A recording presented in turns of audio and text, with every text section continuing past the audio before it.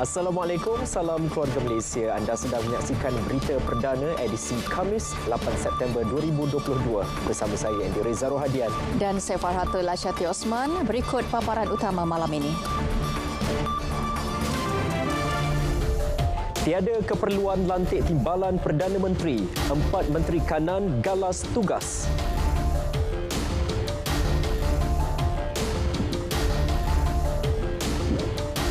Keselamatan di Zon Selamat Timur Sabah terus dipertingkat.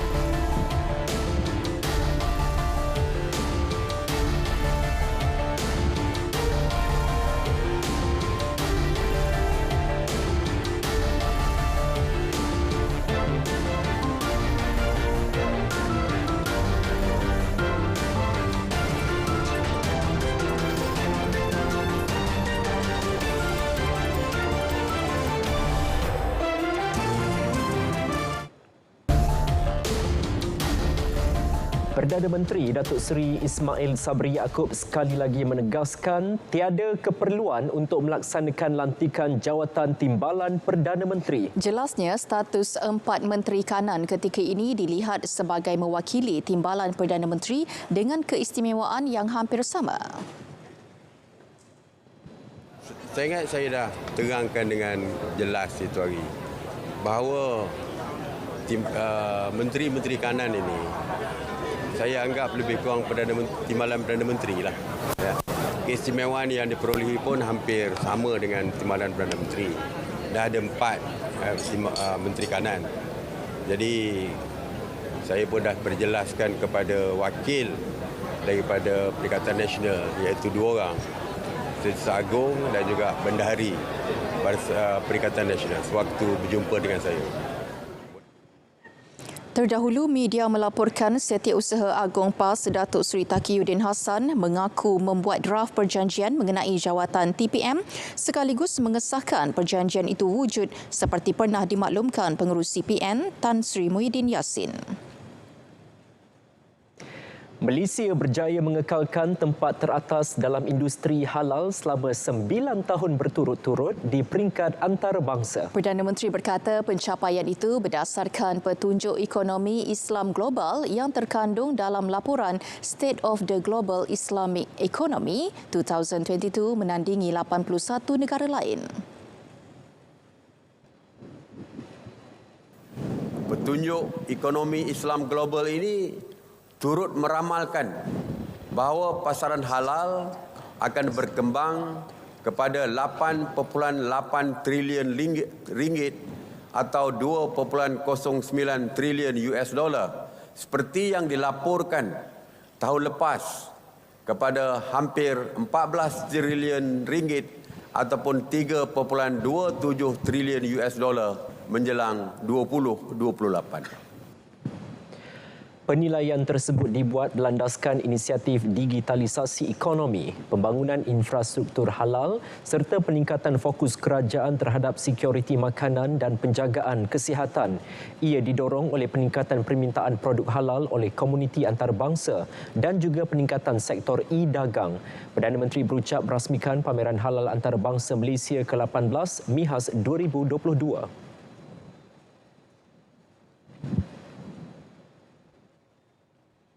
Ya, dalam pada itu, isu yang melibatkan jaminan halal perlu ditangani dengan baik demi mempromosikan industri halal agar tidak merosakkan imej halal yang diusahakan. Perdana Menteri berkata jaminan halal merujuk kepada keyakinan pengguna, penyeragaman, pensijilan dan akreditasi. Halal sesuai untuk semua pengguna, tanpa mengira bangsa dan agama. Kerana ia berkait rapat dengan jaminan kualiti, pemilihan persekitaran, integriti dan ketulusan data serta amalan perniagaan yang lestari. Halal tidak tertakluk kepada penyediaan makanan dan minuman sahaja, tetapi ia juga sesuai diaplikasikan dalam pelbagai sektor industri dan perkhidmatan. Populasi Muslim global yang mencecah 1.9 bilion tahun lalu membuka peluang luas bagi pembangunan industri halal negara.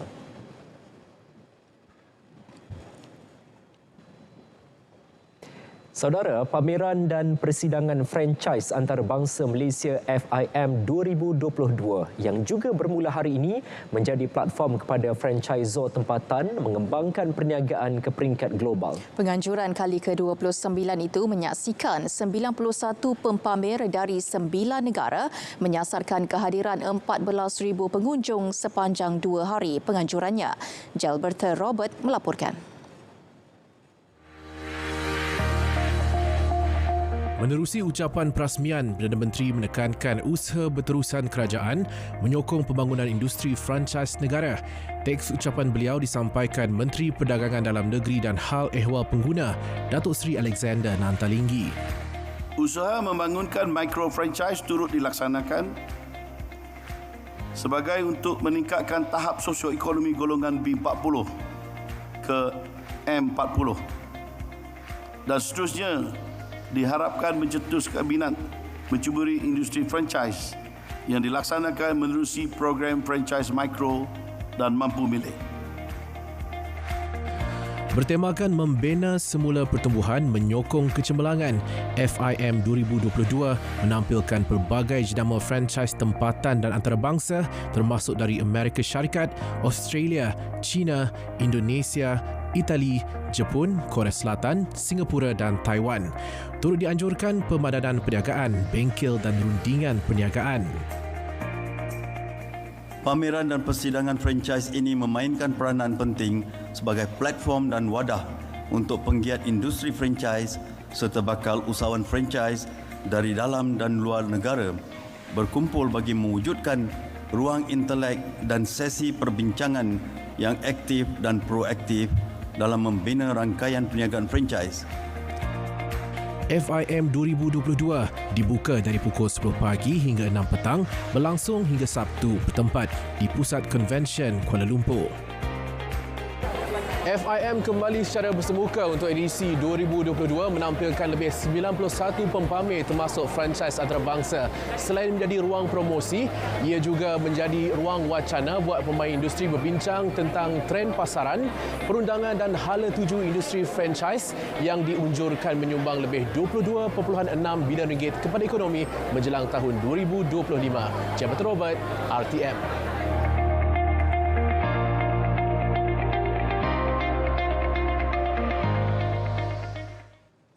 Baik, keselamatan di Zon Selamat Timur Sabah A-Zone akan terus dipertingkat sejajar kesungguhan kerajaan untuk menjaga kedaulatan negara. Ketika menyatakan komitmen itu, Menteri Komunikasi dan Multimedia Tan Sri Anwar Musa berkata, atas arahan Perdana Menteri, kerajaan akan terus memberi tumpuan yang tinggi di kawasan itu bagi menjamin keselamatan rakyat di Sabah setiap masa. Lawatan ke Zon 6, perhatian juga akan tumpukan untuk membawa media, tim media untuk melihat operasi keselamatan di Sabah kerana Jawatankuasa Komunikasi Strategik Kerajaan yang saya pengurusikan berpandangan bahawa usaha-usaha yang dilakukan oleh kerajaan yang tidak pernah kurang sebenarnya daripada sudut keselamatan di perairan Sabah perlu dipertingkatkan sejajar dengan usaha kerajaan akan terus mempertingkatkan tentang keselamatan di wilayah ataupun di zon Eskom. Pada masa yang sama, kita ingin memastikan bahawasanya rakyat Sabah dapat melihat secara dekat dan dapat mengetahui kesungguhan kerajaan untuk menjaga kedaulatan negara. Beliau ditemui selepas menyempurnakan Majlis Penyampaian Watikah Pusat Ekonomi Digital Keluarga Malaysia PEDI Sabah di Zon 6 Tawau. Tan Sri Anwar dalam lawatan kerja 3 hari ke Sabah juga berpeluang menyaksikan secara dekat operasi keselamatan melibatkan kawasan kepulauan. Lawatan turut melibatkan komuniti Tawau dan Semporna berhubung perkembangan talian internet dan komunikasi serta perkembangan kos sara hidup.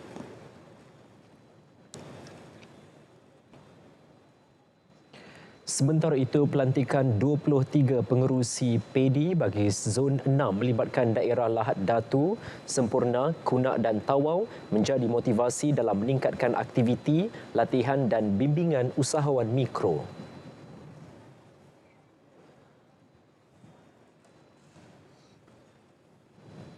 Bukanlah golongan-golongan anak muda yang terdapat di sekitaran kampung Pasir Putih untuk kita bentuk satu pasukanlah untuk melaksanakan aktiviti-aktiviti ekonomi digital yang ada di Pasir Putih selaras dengan tujuan PEDI ini diwujudkan. Sudah pasti selepas ini kita akan set up, kita akan terima amanah ini dan kita akan wujudkan jawatan kuasa di peringkat PEDI ini. Dan kita akan cuba berhubung dengan masyarakat, libatkan semua masyarakat di sekitar kampung, khususnya di kawasan Kampung Bubul, berkenaan kepentingan dan bagi kefahaman kepada masyarakat apa perlunya PEDI ini. Pendedahan untuk beberapa orang peserta untuk memberi pendedahan tentang maklumat teknologi yang ada sekarang. 65,898 permohonan tablet di bawah program Peranti Siswa Keluarga Malaysia bagi fasa kedua diterima dalam masa sebulan sejak ia mula dibuka pada 1 Ogos lalu. Menteri Pengajian Tinggi Datuk Seri Dr. Noraini Ahmad berkata, daripada jumlah tersebut 45,341 permohonan layak menerima tablet, manakala 20,557 lagi sedang diproses. Beliau turut meminta pelajar yang layak dan belum lagi memohon supaya berbuat demikian kerana proses permohonan adalah sehingga 30 September ini.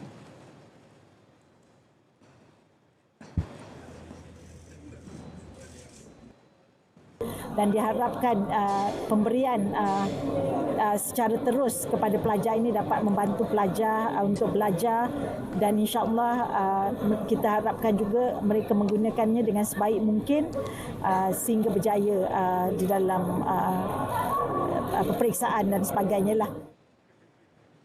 Datuk Seri Dr. Noraini berkata demikian selepas menyempurnakan majlis perasmian Kompleks Akademik dan Perpustakaan Al-Watiku Billah, Taman Rimba Ilmu Tanah Breeze Tribe dan Agropreneur Incubator Park AIP di Uniza. Di Terengganu, 3,156 permohonan peranti siswa telah diluluskan dan hari ini seramai 150 pelajar Uniza menjadi kumpulan pertama yang menerima tablet tersebut. Memulakan langkah pertama memerlukan 1000 kekuatan. Langkah seterusnya memerlukan nekat dan juga keyakinan. Namun kita harus sokong dan bantu mereka kerana kepulihan itu pasti.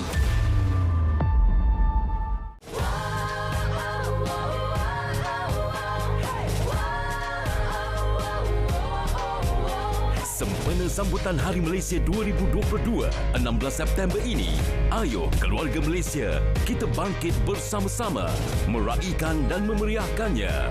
Bertempat di dataran Memorial Pengisytiharan Kemerdekaan, Jalan Paramiswara, Bandar Hilir, Melaka.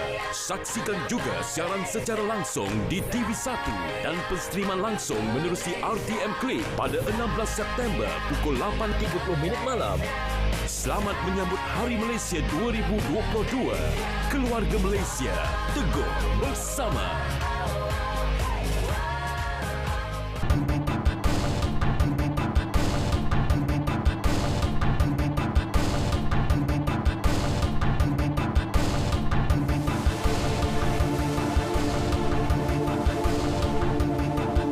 Bertemu kembali. Jawatan Kuasa Dasar Monetari MPC Bank Negara Malaysia BNM menaikkan kadar dasar semalaman OPR sebanyak 25 mata asas kepada 2.5%. Ini menjadikan kadar tertinggi dan terendah koridor bagi OPR ditingkatkan masing-masing pada 2.75% dan 2.25%. BNM dalam kenyataan memaklumkan ekonomi global terus berkembang meski pada kadar sederhana disebabkan tekanan kos makin meningkat, keadaan kewangan global lebih ketat serta langkah-langkah pembendungan di China. Bagaimanapun, pasaran kerja yang bertambah baik dan pembukaan semula sepenuhnya kebanyakan ekonomi dan sempadan antarabangsa kekal menyokong pertumbuhan global.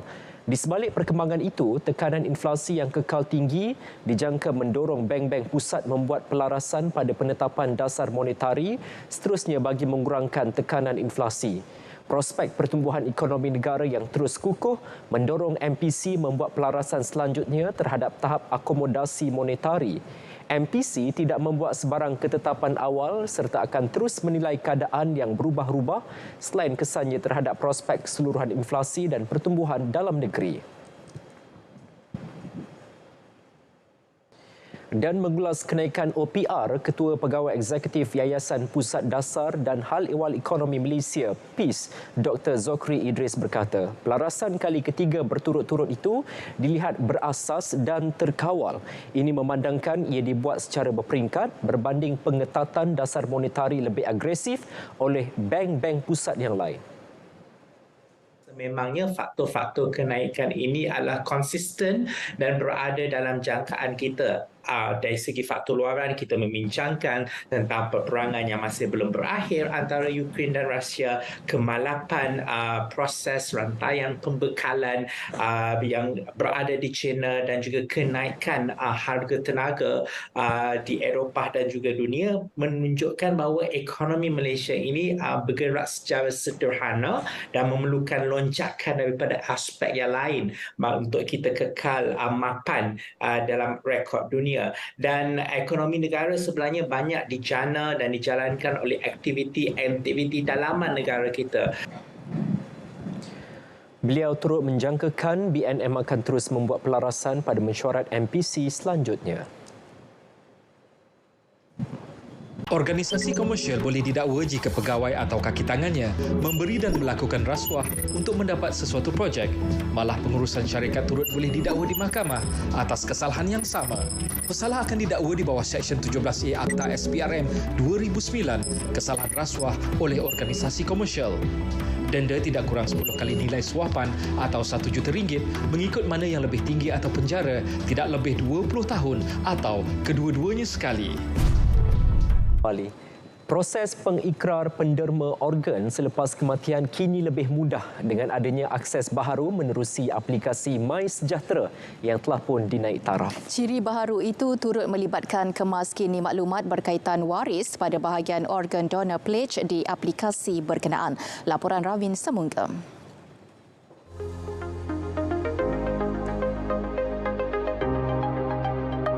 Berdasarkan data Pusat Sumber Transplant Nasional NTRC, terdapat 21,485 pengikrar penderma organ berdaftar sejak Januari hingga Julai tahun ini. Bagaimanapun, angka itu dijangka terus meningkat dengan adanya akses baharu pendaftarannya di MySejahtera. Setiap maklumat akan terus sampai kepada pihak NTRC untuk tindakan susulan. Kita kena ingat bila kita daftar sebagai pengikrar, tak semestinya kita jadi donor. Sebab banyak faktor yang perlu ada untuk jadikan seseorang itu donor walaupun telah berikrar. Dan khususnya kita kena tahu bahawa kita kena minta kebenaran waris. That's why bila kita dalam MySejahtera itu nanti, antara lain soalan yang kena dijawab di dalam tu, adakah telah bagi tahu waris atau tidak. Itu penting. Jadi di situ pengesanan berlaku. Sekiranya sistem yang baru bila pengesanan di setiap hospital itu akan wujud, benda itu pun lebih kepada memudahkan kami. Setelah mendaftar, setiap individu akan dibekalkan sijil pengikrar derma organ digital. Bagi bekas pesakit buah pinggang tahap akhir, Marina Mokhtar yang menerima rawatan pemindahan organ setelah menunggu 11 tahun, menasihatkan penderma agar memaklumkan kepada ahli keluarga terlebih dahulu. Kita kena tampil berikrar sebagai penderma organ.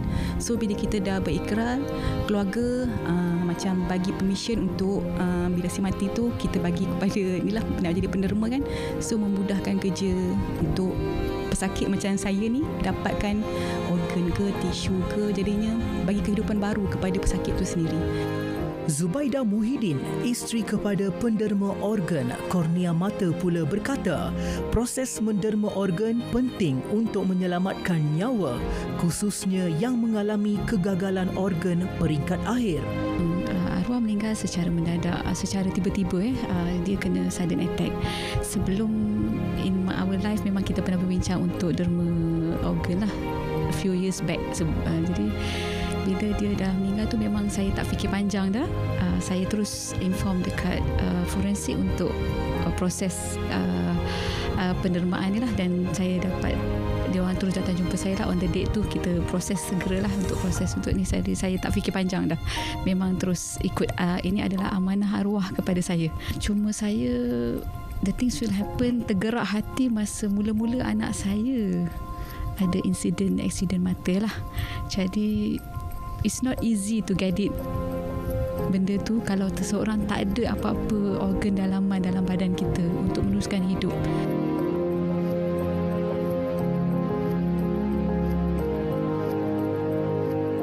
Data menunjukkan 10,442 pesakit masih menunggu untuk mendapatkan derma organ di Malaysia setakat Julai lalu.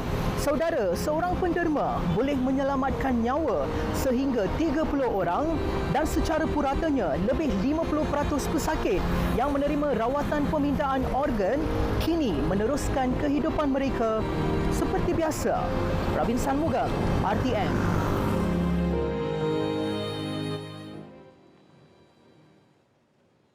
Angkatan Koperasi Kebangsaan Malaysia Berhad Angkasa menitik beratkan aspek perpaduan dalam kalangan ahlinya yang pelbagai kaum. Menurut Presidennya, Datuk Seri Dr. Abdul Fattah Abdullah, tema sambutan Hari Kebangsaan dan Hari Malaysia tahun ini, Keluarga Malaysia Teguh Bersama, amat bertepatan dengan falsafah dan prinsip koperasi yang berteraskan semangat kebersamaan, kerjasama, perpaduan tanpa sempadan dan keprihatinan. Laporan Titian Faridah Monir. Sempena dengan Merdeka dan insyaAllah sempena dengan Hari Malaysia yang akan kita sambut pertengahan bulan September ini, kita telah pun merdeka lebih daripada 65 tahun pada tahun ini, dan kita lihat negara kita telah pun semakin hari semakin mature. Ini terbukti dengan penglibatan ataupun dengan asimilasi yang berlaku, di mana kita sedang menuju ke arah satu negara bangsa. Bagi menyemarakkan sambutan Hari Malaysia, Angkasa menganjurkan pelbagai program melibatkan ahli koperasi bagi mengeratkan lagi perpaduan sekaligus memupuk rasa cinta kepada negara. Macam mana aktiviti dan program yang melibatkan yang dibuat oleh sektor koperasi, kita akan buat yang dibuat. Selain daripada juga tadi aktiviti perniagaan lah, maksudnya kerjasama antara koperasi-koperasi dapat dilaksanakan, termasuk juga kadang-kadang produk-produk yang dikeluarkan oleh koperasi itu mungkin disasarkan kepada sesuatu kumpulan saja kan untuk market dalaman, tapi dengan adanya prinsip koperasi yang tidak membeza antara produk-produk ini juga boleh merentasi sempadan kaum yang akan kita boleh marketkan secara lebih luas lagi, bukan saja dalam konteks Malaysia. Sambutan Hari Malaysia, anjuran Angkasa akan turut mempromosi tempat-tempat menarik dengan penyertaan kaki tangan Angkasa, Suruhanjaya Koperasi Malaysia dan Institut Koperasi Malaysia. Antaranya mendaki Gunung Stong di Kelantan pada 16 September ini. Akan mewakili bersama misen untuk mendaki Gunung Stong. Sempena Hari Malaysia ini, kita menjulang aspirasi koperasi melalui 3 agensi utama, Angkasa, SKM dan juga IKMAH, ya. Ya, salah seorang daripada peserta, 36 peserta mendaki Gunung Stong sempena Hari Malaysia. InsyaAllah kami akan memulakan misi pada 14 hari bulan September sehingga 16 September. Misi kami mendaki 3 puncak, Stong, Bahak dan juga Ayam, dan insyaAllah kita akan mengibarkan bendera Angkasa 51 tahun, bendera Malaysia dan juga bendera 100 tahun koperasi di puncak Gunung Stong. Kami dari Angkasa Titian RTM.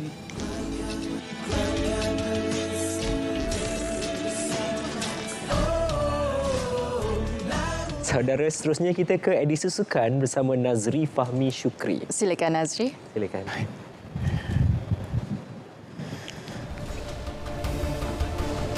KL City cipta sejarah tersendiri.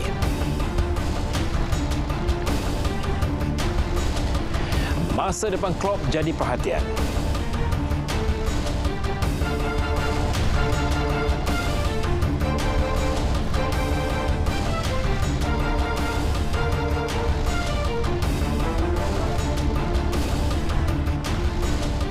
Assalamualaikum dan salam sukan untuk semua. Dimulakan dengan perkembangan bola sepak terlebih dahulu.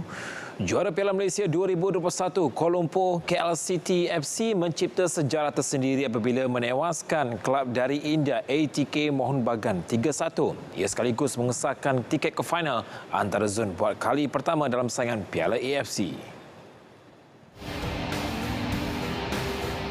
Aksi separuh akhir yang berlangsung di Stadion Vivekananda Yuva Bharati, Krirangan, Kapoltan India itu menyaksikan tiada jaringan dicetak pada separuh masa pertama.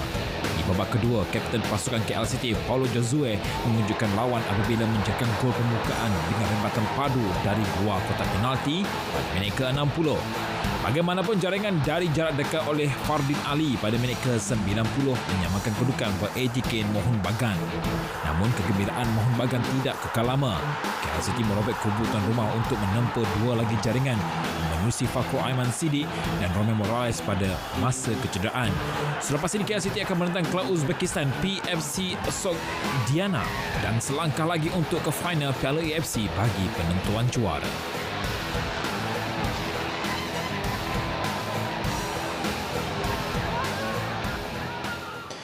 Beralih ke debaran final Piala FA. Pasukan Terengganu FC TFC menerima suntikan semangat menjelang pertemuan final dengan Johor Darul Ta'zim JDT apabila kerajaan negeri menjanjikan imbuhan khas seandainya berjaya menjulang trofi berkenaan Sabtu ini.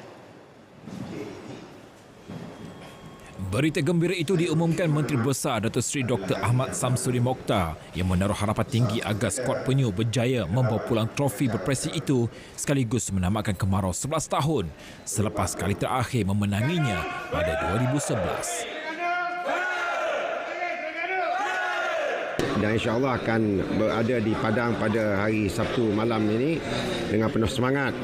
Dan untuk menyuntik semangat itu akan ada insentif diberikan sekiranya pasukan dari TFC memenangi dalam perlawanan akhir nanti, insya-Allah. Bagaimanapun, Datuk Seri Dr. Ahmad Samsuri menjelaskan jumlah imbuhan itu masih dirahsiakan bagi memastikan pemain fokus kepada perlawanan di Stadium Nasional Bukit Jalil itu nanti. Bila ditemui pada majlis pelepasan pasukan TFC ke peranan akhir Piala FA di lapangan terbang Sultan Mahmud siang tadi.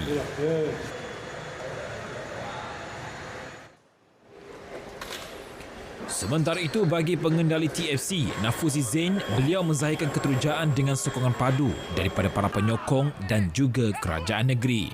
Menurutnya, sokongan ini sudah pasti bakal menjadi pembakar semangat buat pemainnya untuk menamatkan kemarau kejayaan TFC yang kali terakhir menjulang trofi ini pada 2011. Nampak player semua bersemangat lah bagi ni, ceria lah. Memang menunggulah masa dan saat ni. Saya rasa semua pemain tidak sabarlah untuk pentas final ni. Manakala penyerang prolifik Muhammad Faisal Abdul Halim atau lebih mesra dipanggil Miki berazam untuk membalas sokongan peminat skuad penyu dengan aksi terbaik dalam penampilan ketiganya di pentas final.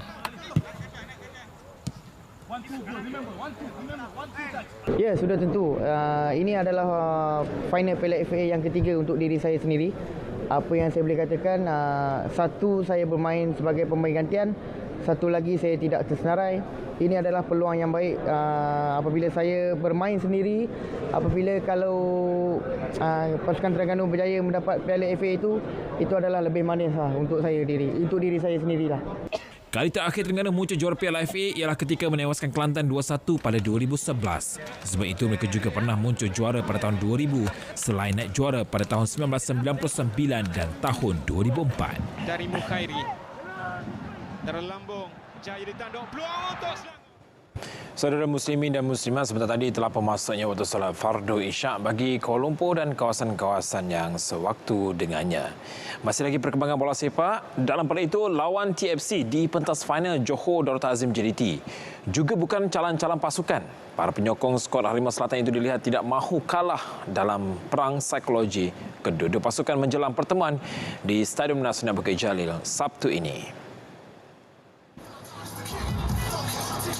Para penyokong JDT di Johor Bahru tetap optimis kemenangan mampu berpihak kepada pasukan mereka meskipun sedar saingan sengit bakal diberikan oleh TFC. Pemilihan venue di Selangor serta penjualan tiket yang seimbang kepada kedua-dua pasukan dijangka menjadi penyumbang kepada suasana panas di Stadium Nasional Bukit Jalil nanti.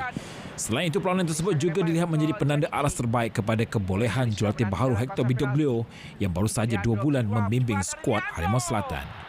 Game kali ni dia main dekat Bukit Jalil. Bukit Jalil, jadi tiket lebih kurang dalam 78,000 yang disediakan. Jadi dia fair. Dia fair 39,000 JDT, 39,000 penyokong Terengganu. Jadi penyokong yang balance ni kan. Jadi kita tak boleh nak cakap Terengganu bermain tanpa penyokong kan, masing-masing ada penyokong yang balance. Boleh, JT boleh menang dengan diorang punya pemain. Kalau dia masukkan semua player dia yang first team dia, insya-Allah dia boleh main. Terengganu bagi saya dia solid team sebab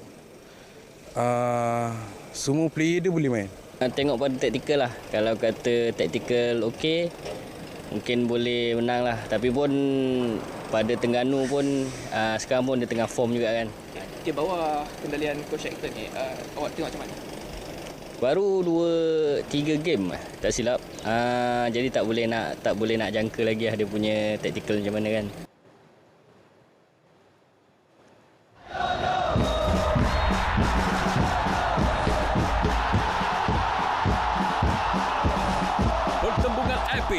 Dua pasukan gergasi bola sepak Malaysia kini bersedia bagi mengakhiri kemarau kejuaraan.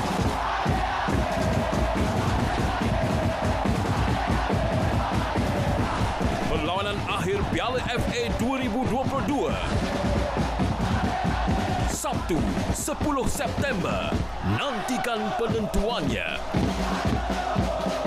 hanya di RTM. Paparan itu mengakhiri edisi Sukan 8 September 2022. Saudara saksikan kegemilangan Sukan Malaysia Sukma ke-20 bermula 16 September ini. Hanya di RTM sebagai rakan penyiar rasmi #Demi Malaysia. Saya Nazif Ahmad Syukri, salam keluarga Malaysia dan salam sukan untuk semua.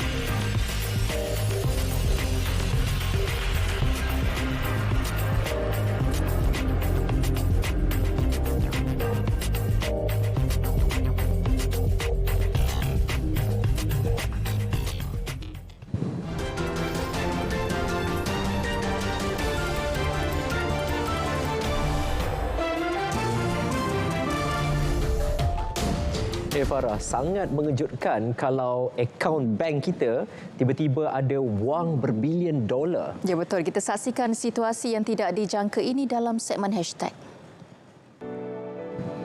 Seorang lelaki di Amerika Syarikat tiba-tiba menjadi jutawan gara-gara kesilapan individu lain melakukan transaksi ke dalam akaun banknya.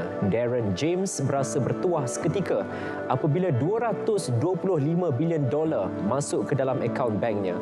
Namun atas rasa tanggungjawab dan kejujuran, dia melaporkan kes itu kepada pihak bank dan beberapa hari kemudian wang tersebut ditarik balik.